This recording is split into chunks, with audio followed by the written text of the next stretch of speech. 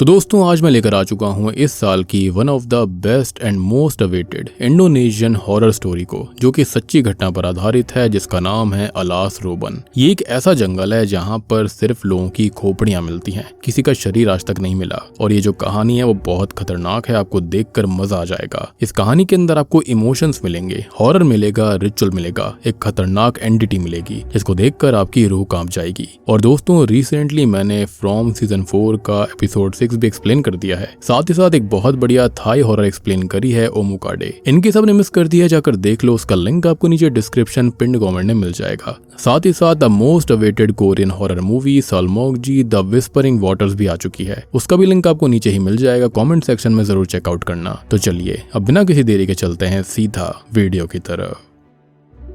तो कहानी की शुरुआत एक घने और सुनसान जंगल के बीचों बीच होती है, जहां पर देर रात एक आदमी अपनी स्कूटी से घर लौट रहा था। चारों तरफ गहरा अंधेरा और सरसराहट थी। खैर अचानक से ही बीच रास्ते में उसकी स्कूटी बंद हो जाती है और परेशानी में जब वो आसपास देखता है तो उसे पास में ही एक पुरानी और अजीब सी दुकान दिखती है, जो कि पता नहीं बीचों बीच कहां से प्रकट हो गई थी। खैर वो अपनी स्कूटी को धक्का देकर उस दुकान तक ले जाता है और वहां पर खड़ी हुई एक लेडी से प्लायर यानी कि प्लास मांगता है। अब वो औरत बिना कुछ बोले उसको प्लास दे देती है। अब काफी कोशिशों के बाद गाड़ी स्टार्ट हो जाती है, लेकिन असली खौफ तब शुरू होता है जब वो प्लायर लौटाने के लिए पीछे मुड़ता है। जहां कुछ देर पहले दुकान और वो औरत खड़ी हुई थी, अब वहां पर सिर्फ खाली और हॉन्टेड जंगल था। ना कोई दुकान थी ना इंसान। डर के मारे उसके होश उड़ जाते हैं और वो तुरंत ही वहां से अपनी स्कूटी चलाकर भाग जाता है। अब उसी सुनसान सड़क पर दूसरी ओर एक ट्रक ड्राइवर भी ड्राइव कर रहा था। अब थकान और नींद को मिटाने के लिए ट्रक ड्राइवर ने धीमी आवाज में गाना बजा दिया था। खैर अब रात गहरी होती जाती है कि तभी उसके सामने अचानक इतनी गहरी धुंध छाने लग गई थी जिससे कि पूरी सड़क ही गायब हो जाती है। अब दूसरी ओर वही स्कूटी वाला आदमी अभी डर के साए में था कि तभी उसके कानों में खौफनाक हंसी गूंज पड़ती है। पहले उसे ये वहम लगता है, लेकिन जैसे ही वो साइड मिरर में देखता है तो उसकी सांसें थम जाती हैं। उसके पीछे एक डरावनी औरत बैठी हुई थी जिसका चेहरा सफेद था और स्माइल बहुत ही क्रीपी सी थी, जो कि लगातार जोर जोर से हंसे जा रही थी। अब बुरी तरह घबराकर वो स्कूटी की स्पीड बढ़ा देता है। वहीं अब उस ट्रक ड्राइवर के साथ भी अजीबोगरीब घटनाएं होने लगी थी।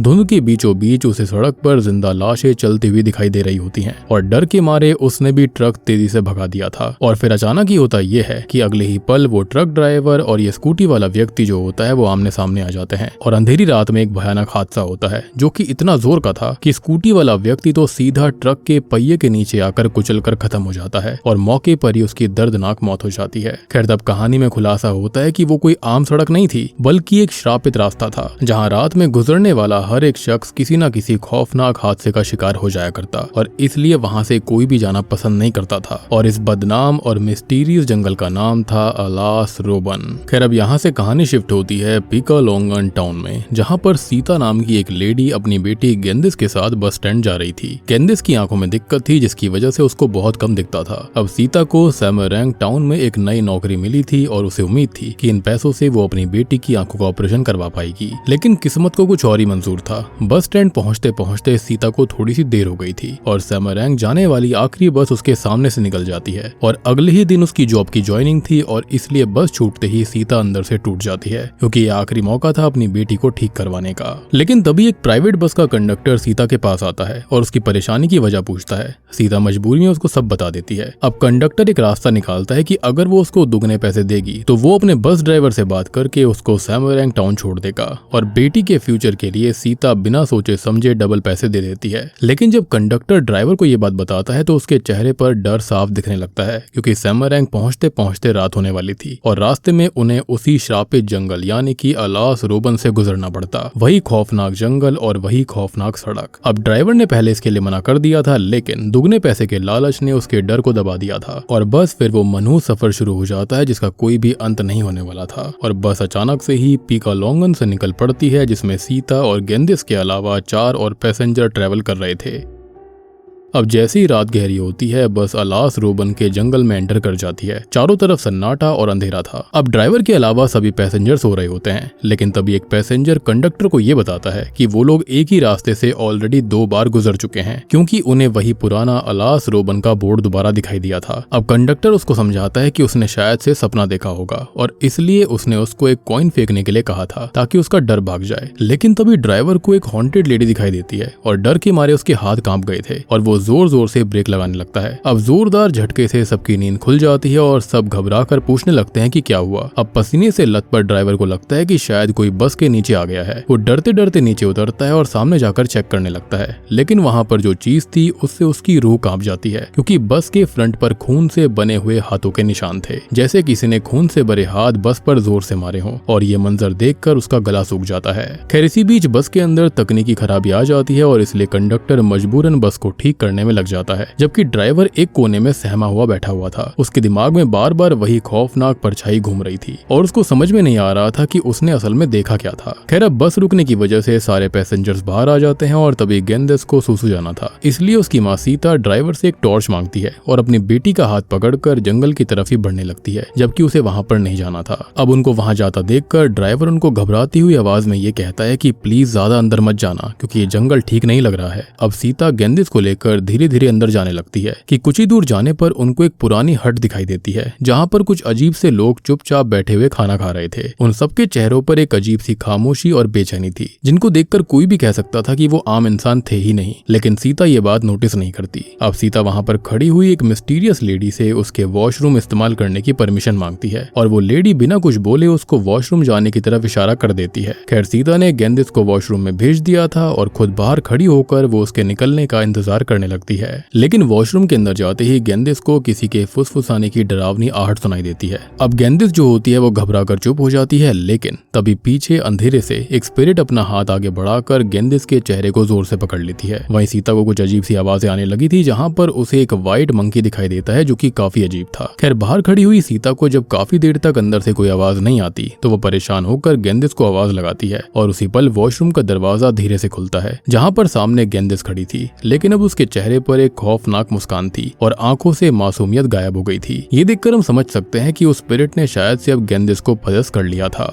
खैर थोड़ी देर के बाद में सीता और गेंदेस झोपड़ी यानी कि हट में लौटते हैं, जहाँ पर उस लेडी ने उन्हें फोर्स करके फ्रूट्स खिला दिए थे। गेंदेस और वो लेडी एक दूसरे को देखे जा रहे थे, जैसे यहाँ पर कुछ तो अजीब हो रहा हो, जिसके बाद ये दोनों उस लेडी को थैंक यू कहकर वहाँ से निकल जाते हैं। लेकिन उनके जाते ही वो झोपड़ी अचानक से गायब हो गई थी, जैसे कि मूवी में स्टार्टिंग वाली शॉप गायब हुई थी। लेकिन सीता को इस बात का जरा भी अंदाजा नहीं था और फिर ये दोनों बस में आकर बैठ जाते हैं। लेकिन उनके साथ बस में अब कुछ और लोग भी थे, पर वो इंसान नहीं थे बल्कि स्पिरिट्स थी, जो कि हमारे अलावा किसी को भी नहीं दिख रही थी। अब अगली सुबह बस सेमरंग पहुंच जाती है, जहां पर सीता की जॉब असल में एक हॉस्पिटल के मुर्दा घर मॉर्चुरी के अंदर एक एडमिनिस्ट्रेटर की पोस्ट पर लगी थी, जहां पर एक डॉक्टर आकर उसको काम समझाता है कि उसे क्या करना है। खैर वहीं सीता की मुलाकात अंतो से होती है, जिसने उसे नौकरी दिलवाई थी, जो कि उसकी कजन तीका का फ्रेंड है। अब हॉस्पिटल से निकलकर सीता अपनी कजन तीका के घर के लिए निकल जाती है, जहां पर अब उसको और गेंदेस को रहना था। खैर रास्ते में उसको पता चलता है कि जिस अलास रोबन रास्ते से उनकी बस आई थी वो श्रापित है और कल रात ही वहां पर एक भयानक हादसा हुआ। ये सुनकर सीता काफी शॉक्ड हो जाती है। मे बी वो शुरुआत वाले हादसे की बात कर रहे थे।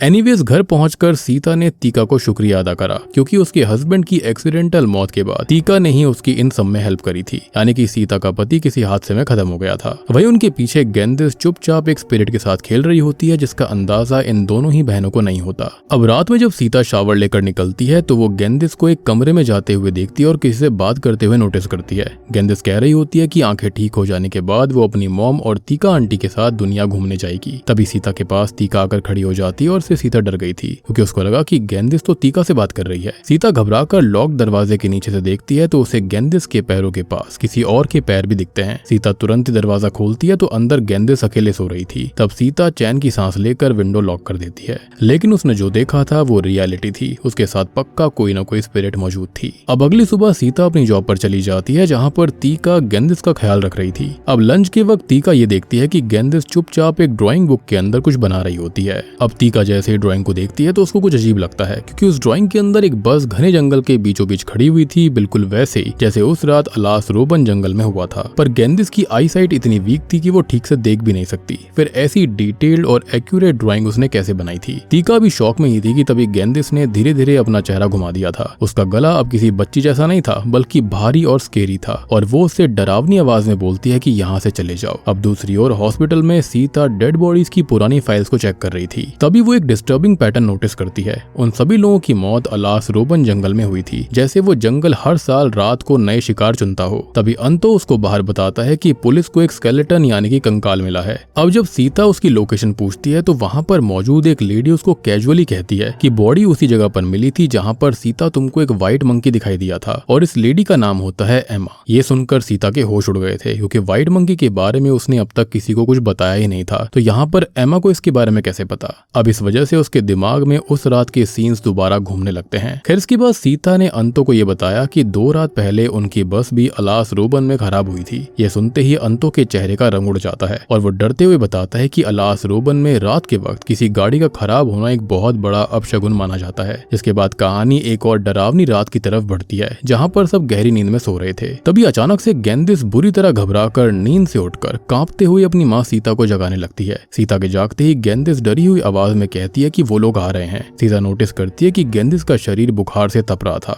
और उसको लगता है कि शायद तेज बुखार की वजह से वो अजीब बातें कर रही होगी, और इसलिए वो पानी लेने किचन की तरफ चली जाती है। लेकिन सीता के जाते ही गेंदिस को कुछ डरावनी परछाइयां अपनी तरफ बढ़ती हुई दिखती हैं। उन स्पिरिट्स के चेहरे साफ नहीं थे, लेकिन उनकी हॉन्टेड प्रेजेंस से गेंदिस डर के मारे जम सी गई थी। अब वो सायु से खींचकर किचन की तरफ ले जाते हैं, जहाँ पर खिड़की के बाहर गेंदिस को वही मिस्टीरियस लेडी दिखती है जिसने की सर पर एक ताज पहना हुआ था, और ये वही लेडी थी जो कि इन्हें जंगल में मिली थी। उसका शांत चेहरा और डरावनी आंखें देखकर गेंदिस की रूह कांप जाती है। लेकिन तभी पीछे से सीता आकर गेंदिस को वहां से वापस रूम में ले जाकर सुला देती है। लेकिन अब हमको गेंदिस के अंदर कुछ अजीब से बदलाव दिखने लगे थे, जैसे कि नॉर्मली उसका डरा हुआ रहना।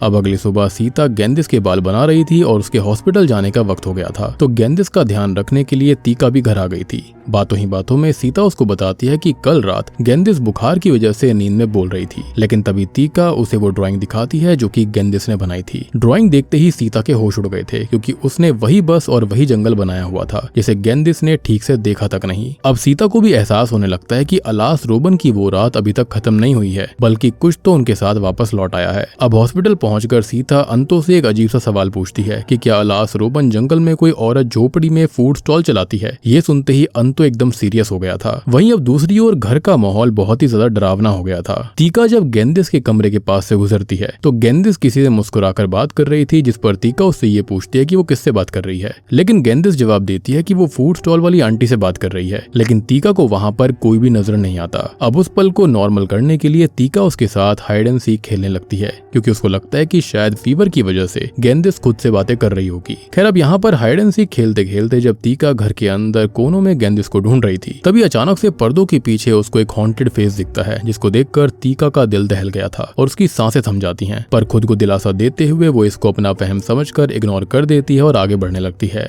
अब तीका फिर से गेंदिस को ढूंढने लगती है, जबकि गेंदिस अजीब तरीके से उसके पीछे भाग रही होती है, छुप रही होती है, जैसे कि वो किसी के कंट्रोल में हो, जैसे कि वो कोई नॉर्मल बच्ची थी ही नहीं बल्कि किसी और चीज के कंट्रोल में थी। सबसे बड़ी बात कि उसको ठीक से नहीं दिखता था, लेकिन फिर भी यहाँ पर देखो वो कैसे खेल रही है। खैर अचानक गेंदिस डाइनिंग टेबल के गोल गोल चक्कर लगाने लगती है और उसका अनयूजुअल बिहेवियर देखकर तीका सच में डर गई थी और वो तुरंत उसे पकड़कर रोकने की कोशिश करती है। लेकिन तभी गेंदिस उसको जोर से धक्का दे देती है, जिससे कि तीका सीधा डाइनिंग टेबल से टकराकर गिर पड़ती है। अब इससे होता यह है कि टेबल पर रखा हुआ ग्लास टूटकर बिखर गया था और यहाँ पर तीका के हाथ में गहरी चोट आ गई थी, जिससे कि तीका दर्द से कर्रा रही होती है। तभी गेंदिस धीरे धीरे उसकी तरफ देखती है और एक अजीब सी मुस्कान के साथ कहती है कि मैं गेंदिस नहीं हूँ। ये कहकर वो जोर जोर से हंसने लगती है और उसकी हंसी पूरे घर में गूंज रही थी। साथ ही साथ उसकी आंखें बिल्कुल काली हो जाती है, लेकिन सिर्फ कुछ पलों के लिए, जिसके बाद में गेंदिस बिल्कुल नॉर्मल हो जाती है, जैसे कि कभी कुछ हुआ ही ना हो। ये सब होने के बाद तीका तुरंत ही सीता को घर बुलाती है। अब सीता घर आते ही अपनी बहन के जख्मी हाथ पर बैंडेज लगाती है। तभी तीका बताती है कि गेंदिस में एक अजीब और अननेचुरल ताकत आ गई थी, जो कि एक छोटी बच्ची के लिए संभव नहीं है। ये सुनकर सीता के मन में डर और चिंता बढ़ जाती है, क्योंकि अब उसको लगने लगा था कि अलास रोबन के अंदर गेंदिस के साथ कुछ ना कुछ तो गलत हुआ था। उस रात जब सब सो रहे थे तभी गेंदिस को फिर से डरावने हेलुसिनेशंस और नाइटमेयर्स आने लगते हैं। उसके सामने अलास रोबन जंगल की खौफनाक चीजें और कई आत्माएं अंधेरे में उसकी तरफ बढ़ रही थी। अब डर के मारे गेंदिस अचानक से जोर से चीख पड़ती है और उसकी चीख सुनकर सीता की भी नींद टूट गई थी। अब जैसे ही सीता की नींद खुलती है तो वो देखती है कि गेंदिस को फिर से तेज बुखार था और उसको शांत करके सीता पानी लेने के लिए रूम से बाहर चली जाती है। लेकिन गेंदिस के अकेले रहते ही उसके सामने एक डरावनी स्पिरिट आती है और वो धीरे धीरे उसका हाथ पकड़कर उसे पास वाले रूम की एक पुरानी अलमीरा की तरफ ले जाने लगती है। इसी दौरान गेंदिस एक और भयानक चीज देखती है, जहाँ पर वो खुद को दोबारा से अलास रोबन के जंगल में पाती है। अब जैसे जैसे असल दुनिया में अलमीरा का दरवाजा खुलता है, वैसे वैसे सपने में जंगल के बीच मौजूद एक मिस्टीरियस हट का दरवाजा भी खुल रहा था।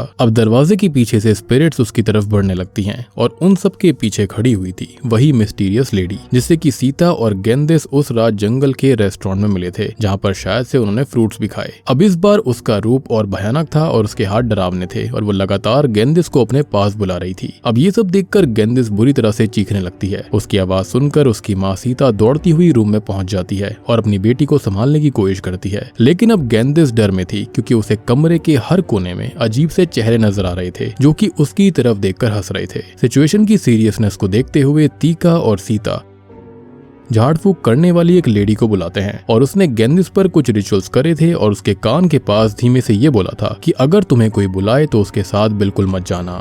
खैर अब इसके बाद वो लेडी जो होती है वो तीका को 2 पानी की बोतल्स देती है, शायद से ये होली वाटर होगा, जिसमें से एक तो गेंदिस को पिलाने के लिए दी गई थी और दूसरा पूरे घर के अंदर छिड़कने के लिए। कि तभी अंतो वहां पर पहुंच जाता है। अंतो सीता को ये बताता है कि जिस लेडी और रेस्टोरेंट को उन्होंने अलास रोबन में देखा था वो असल में एग्जिस्ट करते ही नहीं है। ना कोई स्टॉल था, ना कोई दुकान, ना कोई बस्ती, और वो सभी सुपर नेचुरल एंटिटीज थी जिन्होंने शायद से सीता या फिर गेंदिस को अपना शिकार बना लिया था। ये सुनकर सीता की आंखों में आंसू आ जाते हैं कि ऐसा कैसे हो सकता है। कि तभी अंतो ने अपनी दर्दनाक कहानी बताई कि सालों पहले उसकी बीवी और बेटी की बस भी अलास रोबन जंगल के पास खराब हुई थी। उसके बाद से दोनों अचानक गायब हो गए थे और उनकी लाशें लगभग 1 महीने बाद मिली थी। इसी वजह से अंतो को यकीन था कि यह मामला किसी आम बीमारी से ज्यादा खतरनाक है। खैर उसके मुताबिक अब उनको एक ताकतवर रूहानी गुरु उस्ताद मबा की हेल्प लेनी होगी। लेकिन उसी वक्त गेंदिस के रूम में फिर से वही क्राउन पहनी हुई लेडी आती है जो कि उसे अपने साथ चलने के लिए बुला रही थी और अचानक से गेंदिस का शरीर अकड़ जाता है जिससे कि वो बेहोश हो जाती है। अब उसको हेलुसिनेशंस होने लगते हैं जिसके अंदर वो दोबारा उसी मनूस बस के अंदर बैठी हुई थी जहां पर खिड़कियों के बाहर ढेर सारी लाशें खड़ी होकर उसको घूर रही थी और डर के मारे गेंदिस अपनी माँ को बुलाने लगती है। सिंपल सी बात थी कि उसकी स्पिरिट अपने शरीर से कनेक्टेड ना होकर वहीं किसी और दुनिया में चली गई थी जहां पर ये सारी स्पिरिट्स रहती हैं। एनीवेज उसकी आवाज सुनकर सीता, तीका और अंतो तेजी से रूम में पहुंचते हैं जहां पर गेंदिस बुरी तरह से तड़प रही थी। अब तीका तुरंत ही उस पानी की बोतल को खोलकर उसको पिला देती है, लेकिन उस पानी का कोई असर नहीं होता, यानी कि ये एंटिटी बहुत खतरनाक थी। अब अंतो समझ गया था कि वक्त हाथ से निकलता जा रहा है और वो तुरंत सबसे कहता है कि गेंदिस को बचाना है तो अभी इसी वक्त उस्ताद मबा के पास जाना होगा। फिर बिना एक पल गवाए सभी लोग गेंदिस को अंतो की एम्बुलेंस में बैठाकर अंधेरी रात में उस्ताद मबा के घर की तरफ रवाना हो जाते हैं क्योंकि अब उनकी आखिरी उम्मीद सिर्फ वही थे। अब उस्ताद मब्बा तुरंत ही गेंदिस की हालत देखकर समझ जाते हैं कि इसको खतरनाक पोजेशन हुआ है और उसको क्लेम करने की कोशिश करी जा रही है। तभी वो अचानक से एक रिचुअल शुरू कर देते हैं और उनकी प्रेयर्स पढ़ते ही गेंदिस का शरीर बुरी तरह से कांपने लगता है और गेंदिस के अंदर मौजूद एक इविल स्पिरिट जो होती है वो भयानक आवाज में कहती है कि वो इस बच्ची की सोल को लेकर रहेगी और कोई उसे रोक नहीं सकता। लेकिन उस्ताद मब्बा ने हार नहीं मानी थी और वो लगातार रिलीजियस वर्सेस पढ़े जा रहे थे और आखिरकार वो उस इविल स्पिरिट को कुछ समय के लिए गेंदिस के शरीर से निकालने में कामयाब हो जाते हैं। लेकिन खतरा अभी भी टला नहीं था। अब जैसी स्पिरिट गेंदिस के शरीर से निकलती है तो वो सीधा तीका के शरीर में एंटर कर गई थी, जिससे कि तीका की आंखें पलटते ही उसकी आवाज भी पूरी तरह से चेंज हो जाती है। वही डरावनी एंटिटी फिर से चीख कर कहने लगती है कि वो गेंदिस की सोल को लेकर जाएगी और जोर जोर से हंसने लगती है। अब ये चीज बिल्कुल साफ हो गई थी कि ये कोई आम भूत या फिर आत्मा नहीं थी, बल्कि एक बहुत ही पावरफुल एंटिटी थी जिसने कि गेंदिस पर गहरा कब्जा किया था। बेसिकली वो उसकी सोल को क्लेम करना चाहती थी। अब उस्ताद मबा अपनी पूरी ताकत लगाकर प्रेयर्स पढ़ते हैं और आखिर में तीका के शरीर से भी उस एंटिटी को निकाल दिया जाता है, लेकिन इसकी भारी कीमत चुकानी पड़ती है। तीका बेहोश हो गई थी और उस्ताद मबा के मुंह से खून आने लगता है, जिससे कि इस इविल फोर्स का खतरा साफ दिख रहा था कि वो किस लेवल की है। खैर ये देखकर सीता टूट जाती है और रोते हुए तीका को पुकारने लगती है। अब कुछ ही पलों में तीका को होश आ जाता है और दोनों बहनें गले लग जाती हैं। फिर उनकी नजर गेंदिस पर जाती है जो कि अब भी सीता की गोद में बेहोश पड़ी हुई थी। तब उस्ताद मबा उनको एक और ज्यादा डरा देने वाली बात बताते हैं और सच्चाई कहते हैं। उनके मुताबिक गेंदिस पर अलास रोबन की गार्डियन एंटिटी देवी रारस का कब्जा है और उसकी शक्ति इतनी ज्यादा है कि उस्ताद मबा खुद भी उसके खिलाफ कुछ नहीं कर सकते थे। ये सुनकर सभी निराश हो जाते हैं क्योंकि उनकी आखिरी उम्मीद भी टूट गई थी। मजबूरन वो लोग गेंदिस को लेकर घर लौट आते हैं। अब रात में सीता अपनी बेहोश बेटी के पास बैठकर रोने लगती है और उससे माफी मांगती है कि वो उसे कभी भी एक बेहतर जिंदगी नहीं दे पाई और हमेशा उसके हिस्से में दिक्कतें ही आई हैं। अगली सुबह हॉस्पिटल पहुंचने पर सीता को एक और धक्का लगता है। वहां पर एक नई लाश आई हुई थी और जब वो उसका चेहरा देखती है तो सन्न रह जाती है। वो लाश असल में उसी बस ड्राइवर की थी जिसकी बस से वो इस टाउन में आ गई थी। पता चलता है कि पिछली रात वो ड्राइवर एक बार फिर से अलास रोबन के रास्ते से गुजर रहा था और किसी हादसे के दौरान खत्म हो गया। इतने सारे लोग खत्म हो गए थे और सुपरनैचुरल घटनाएं देखकर सीता पूरी तरह टूट जाती है। वो समझ गई थी कि यहाँ पर दिक्कत कितनी बड़ी थी। खैर अब उसी रात उसके साथ भी अजीब चीजें होने लगती हैं और सोते वक्त उसे वही स्पिरिट्स और खौफनाक चेहरे दिखने लगते हैं जो कि अब तक सिर्फ गेंदिस को दिख रहे थे। डर के मारे जब उसकी आंख खुलती है तो वो देखती है कि गेंदिस उसके पास नहीं थी। घबराकर वो उसको ढूंढने लगती है और हॉल में पहुंचकर देखती है कि गेंदिस चुपचाप बैठी हुई एक ड्राइंग बना रही है। उस ड्राइंग के अंदर वही सफेद बंदर बना हुआ था जो कि सीता ने अलास रोबन जंगल में देखा। जब सीता उसके पास जाती है तब गेंदिस अचानक रोने लगती है और कहने लगती है कि उसकी माँ उससे प्यार नहीं करती क्योंकि वो अंधी है। अब सीता उसको समझाने की बहुत कोशिश करती है लेकिन तभी गेंदिस गुस्से में अपनी आंख को नुकसान पहुंचाने की कोशिश करती है। ये देखकर सीता डर के मारे चीख पड़ती है और उसी पल उसकी आंख खुल गई थी। असल में ये सब उसका हेलुसिनेशन था, नाइटमेयर था। लेकिन सबसे डरावनी बात ये थी कि जब वो होश में आती है तब उसको गेंदिस के हाथ में एक मुड़ा हुआ कागज मिलता है। जब वो उसको खोलती है तो उसके अंदर वही सफेद बंदर बना हुआ था जो कि उसने अभी अभी अपने सपने में देखा। अब सीता को समझ में नहीं आ रहा होता कि सच क्या है और क्या भ्रम है। खैर अगली सुबह उसने ये ड्राइंग अंतो और टीका को दिखाई थी। दोनों ये बताते हैं कि सफेद बंदर असल में अलास रोबन जंगल का एक बहुत ही पुराना और डरावना मिथ है। जो भी उसको देखता है उसके साथ जरूर कुछ बुरा होता है। तभी सीता को अचानक से मिसेस एमा की याद आती है जिसने पहले उसे व्हाइट मंकी के बारे में बताया था। सीता को लगता है कि शायद एमा ही उनकी आखिरी उम्मीद हो सकती है और इसलिए उसने अंतो और टीका को बुलाया था और ये तीनों तुरंत ही अंतो की एम्बुलेंस में बैठकर मिसेस एमा के घर पहुंच गए थे। लेकिन जैसे ही एमा ने गेंदिस को देखा वो उदास होकर कहती है कि तुम लोगों ने बहुत देर कर दी। जिसके बाद वो अलास रोबन जंगल का असली और खौफनाक इतिहास बताना शुरू करती है। और दोस्तों अब यहाँ पर खुलते हैं देवी रारस के असली पत्ते। असल में उसके मुताबिक कभी ये जंगल दूसरे जंगल जैसा ही शांत हुआ करता था, लेकिन फिर वहाँ पर बाहू रेक्सो नाम का एक आदमी आया जिसने कि उस समय के राजा के कहने पर जंगल के वाइल्ड पीस को डिस्टर्ब कर दिया। उसने जंगल की स्पिरिट्स और शैतानों को अपने कंट्रोल में करने की कोशिश करी थी ताकि राजा उनके ऊपर राज कर सके। अब बाद में जब गुलामी का दौर आया तब ये जंगल एक डंपिंग ग्राउंड बन गया जहाँ पर हजारों लाशों को फेंका जाता था। अब सदियों तक मौत और पाप का बोझ सहने के बाद जंगल की गार्डियन स्पिरिट देवी रारस जो थी वो नाराज हो गई और तब से जो भी रात के वक्त अलास रोबन से गुजरता है वो उसकी खौफनाक दुनिया की तरफ खींचा चला जाता है। मतलब कि अब वो किसी की भी रिक्वेस्ट को नहीं माना करती थी और हर किसी को खत्म कर दिया करती, अपनी दुनिया का पार्ट बना लिया करती। सिंपल सी बात थी कि वहाँ पर जो भी आएगा उसने गलती करी है और वो वहाँ पर नहीं रहेगा, वो खत्म हो जाएगा। अब एमा बताती है कि असल में उस रात गेंदिस भी पक्का देवी रारस के कब्जे में आ गई होगी। अब अंतो घबराकर पूछता है क्या अब उसको बचाने का कोई रास्ता नहीं है। तब एमा खुलासा करती है कि जो भी देवी रारस के कब्जे में आता है उसके पास सिर्फ 7 दिन होते हैं और गेंदिस के केस में पहले ही बहुत देर हो चुकी है। अब सिर्फ एक ही रास्ता बचा था, गेंदिस को दोबारा से अलास रोबन जंगल में जाना पड़ेगा। ये सुनकर सीता बहुत टूट जाती है और घबरा जाती है कि जिस जंगल के अंदर उसकी बेटी की यह हालत हुई थी वहाँ पर वापस जाना उसको पागलपन लग रहा था और अब गुस्से में वो तुरंत ही वहाँ से उठकर चली जाती है। अब टीका अपनी बहन को समझाने की पूरी कोशिश करती है और कहती है कि उनके पास कोई भी ऑप्शन नहीं बचा है। गेंदिस को बचाने के लिए उन्हें अलास रोबन जाना ही पड़ेगा। लेकिन एक माँ के दिल में अपनी बेटी की जान का खतरा था और इसलिए सीता ने इनकार कर दिया था। जिसके बाद सभी लोग भारी दिल से घर लौट आते हैं जबकि वक्त तेजी से फिसलता जा रहा था। अब उसी रात जब सीता की आंख खुलती है तो गेंदिस बिस्तर पर नहीं थी। घबराते हुए वो पूरे घर के अंदर उसको ढूंढने लगती है, लेकिन कुछ ही देर के बाद में उसको गेंदिस घर के लॉन में चुपचाप खड़ी नजर आती है। लेकिन जैसे ही सीता उसकी तरफ बढ़ती है तो गेंदिस अचानक जमीन पर गिरकर बेहोश हो जाती है। ये देखकर सीता और टीका तुरंत ही उसको हॉस्पिटल ले जाते हैं, जहाँ पर सुबह होते ही अंतो और मिसेस एमा भी पहुंच गए थे। एमा गेंदिस को देखकर चिंता में कहती है कि वो अब धीरे धीरे इंसानों की दुनिया से दूर जा रही है, यानी कि उसकी सोल दूसरी दुनिया में जा रही थी जहाँ पर देवी रारस सबके साथ रहती है और उसको बचाने के लिए तुरंत ही उसे अलास रोबन लेकर जाना होगा क्योंकि हर गुजरता पल उनकी मुश्किलें बढ़ा रहा था। अब इसी दौरान गेंदिस का शरीर पूरी तरह तड़पने लगता है। अब अपनी बेटी की हालत देखकर सीता का दिल टूट जाता है और उनके पास जंगल वापस लौटने के अलावा कोई भी रास्ता नहीं बचता। खैर कुछ ही देर के बाद में सब लोग अलास रोबन पहुंच गए थे।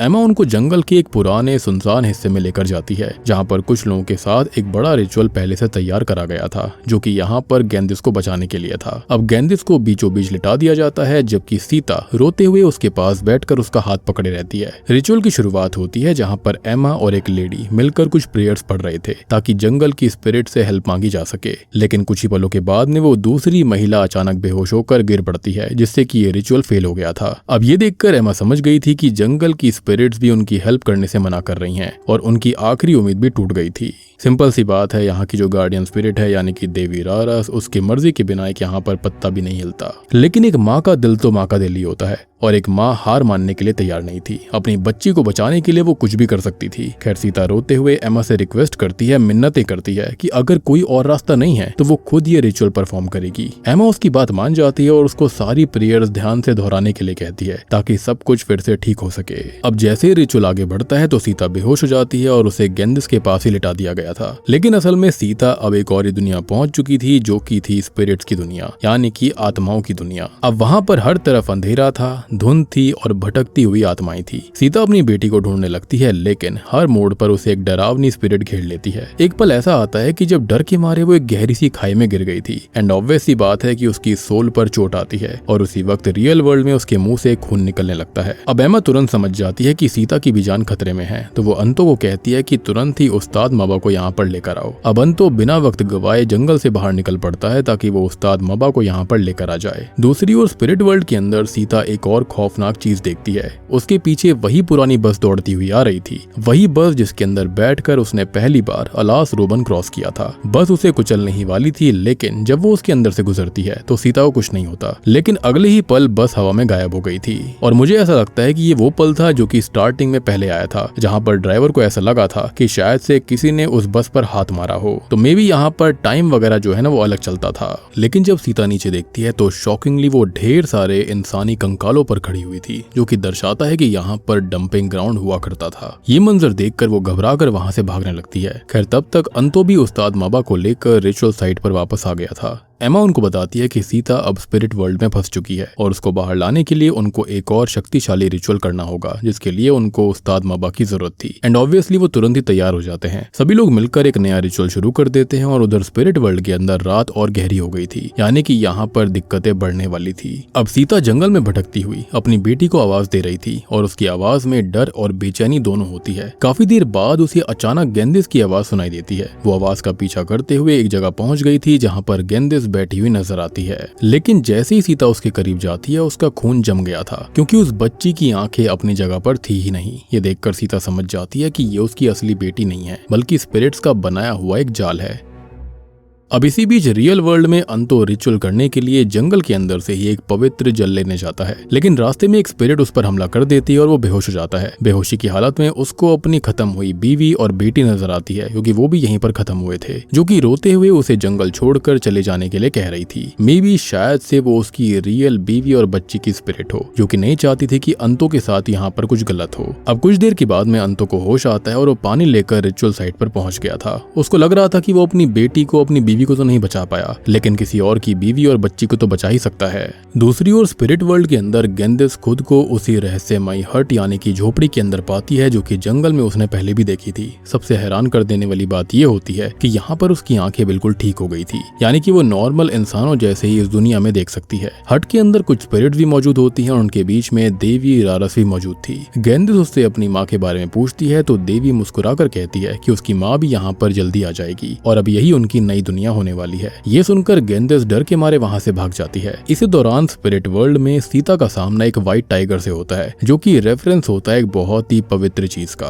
खैर टाइगर उस पर हमला करने ही वाला था लेकिन रियल वर्ल्ड में चल रहे रिचुअल के असर से वो बिल्कुल शांत हो जाता है। व्हाइट टाइगर स्पिरिट समझ गई थी कि ये रियल इंसान की स्पिरिट है जो कि अभी भी जिंदा है और यहाँ पर वो अपनी बेटी को ढूंढ रही है, उसको उसकी हेल्प चाहिए और तभी सीता को गेंदिस तक पहुंचने का वो रास्ता भी दिखाता है। अब आखिरकार होता यह है कि माँ और बेटी एक दूसरे से मिल गए थे और गले लगकर वो फूट फूट कर रोने लगती हैं, जिसके बाद में सीता अपनी बेटी गेंदिस का हाथ पकड़कर उसको स्पिरिट वर्ल्ड से बाहर ले जाने लगती है। काफी देर चलने के बाद वो एक बड़े से गेट के पास पहुंच गए थे जो कि असल दुनिया और स्पिरिट वर्ल्ड के बीच का पोर्टल था। अब सीता गेंदिस का हाथ मजबूती से पकड़ती है और उसको आंखें बंद करने के लिए कहती है। तभी रियल दुनिया में उस्ताद मबा और मिसेस एमा ने अपनी प्रेयर्स और रिचुअल्स को और तेज कर दिया था। लेकिन तभी सब कुछ बदल जाता है। अचानक से गेंदिस वहां से गायब हो गई थी और सीता घबराकर उसको ढूंढने लगती है। लेकिन अब उसके आस पास ढेर सारी स्पिरिट्स खड़ी हुई थी और तभी देवी रारस गेंदिस को हवा में उठाकर अपने साथ ले जा रही होती है, यानी कि उसने उसको मार्क कर दिया था और इसका असर असल दुनिया के अंदर भी नजर आने लगता है, जहाँ पर सीता और गेंदिस दोनों के शरीर बुरी तरह तड़पने लगते हैं। ये देखकर सभी लोग रिचुअल की स्पीड को और इंटेंसिटी को बढ़ा देते हैं। खैर, स्पिरिट वर्ल्ड में सीता घुटनों के बल गिरकर देवी से अपनी बेटी की जिंदगी की भीख मांगती है, लेकिन देवी रारस उसकी बात ठुकरा देती है और कहती है कि अब गेंदिस हमेशा के लिए उसकी दुनिया का हिस्सा बनेगी। लेकिन फिर भी सीता हार नहीं मानती।